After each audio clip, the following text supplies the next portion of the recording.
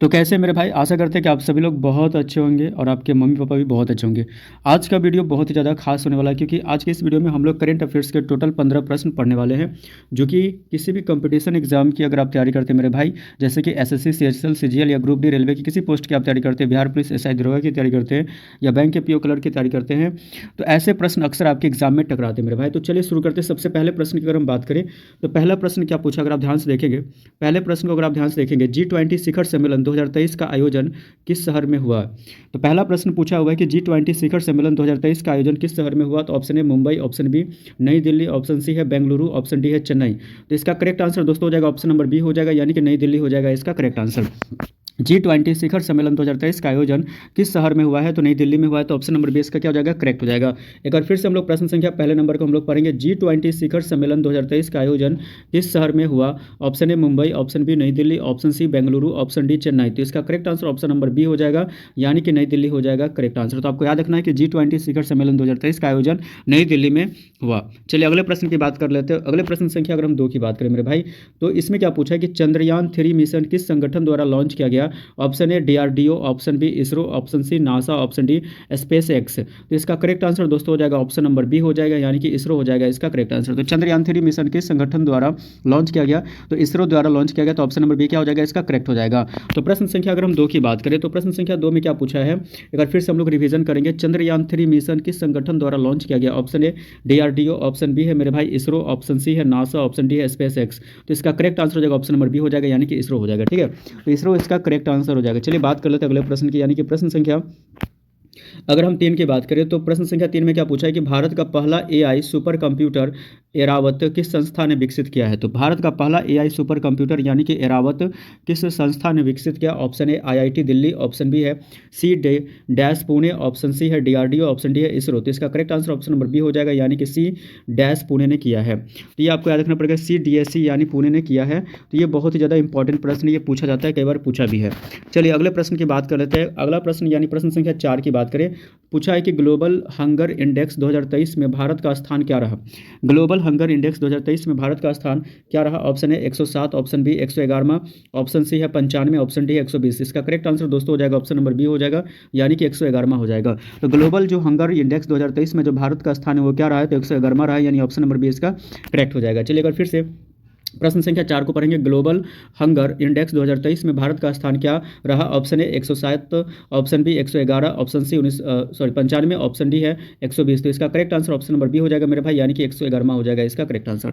तो ग्लोबल अगर hunger index 2023 की बात करें कि इसका भारत में कौन सा स्थान रहा है, तो 111 आपको याद रखना है।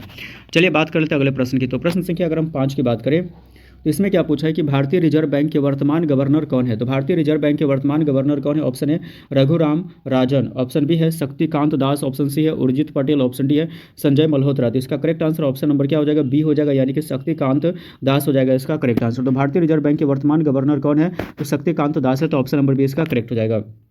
एक बार फिर से प्रश्न संख्या 5 की बात कर ले, तो भारतीय रिजर्व बैंक के वर्तमान गवर्नर कौन है। Option A Raghuram Rajan, option B Shaktikanta Das, option C Urjit Patel, option D Sanjay Malhotra. इसका correct answer option number B हो जाएगा, यानी कि शक्तिकांत दास हो जाएगा।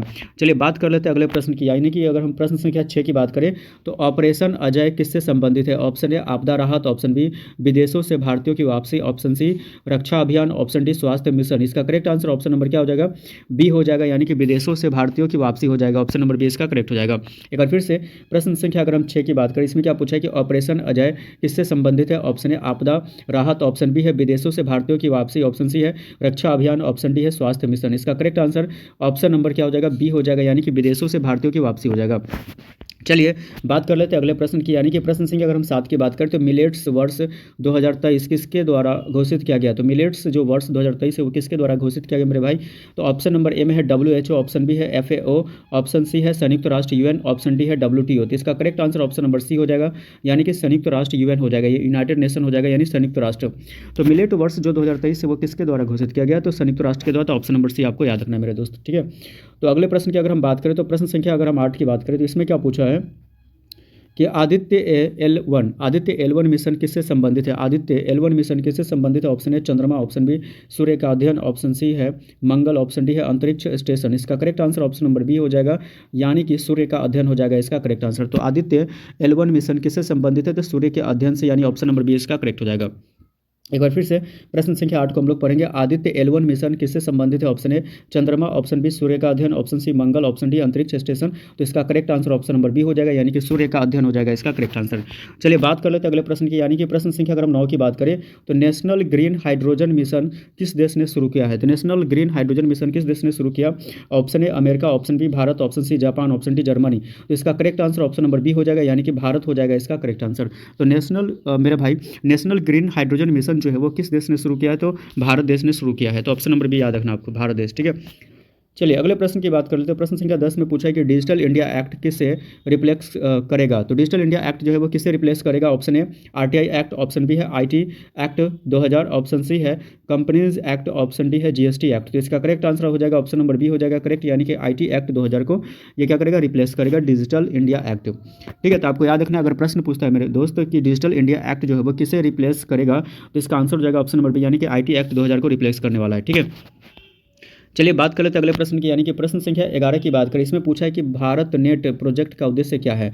तो भारत नेट प्रोजेक्ट का उद्देश्य क्या? ऑप्शन ए सड़क निर्माण, ऑप्शन बी ग्रामीण ब्रॉडबैंड कनेक्टिविटी, ऑप्शन सी है बिजली सप्लाई, ऑप्शन डी है शिक्षा सुधार। तो इसका correct answer option number B हो जाएगा, यानी कि ग्रामीण ब्रॉडबैंड कनेक्टिविटी हो जाएगा इसका करेक्ट आंसर। तो भारत नेट प्रोजेक्ट का उद्देश्य क्या है?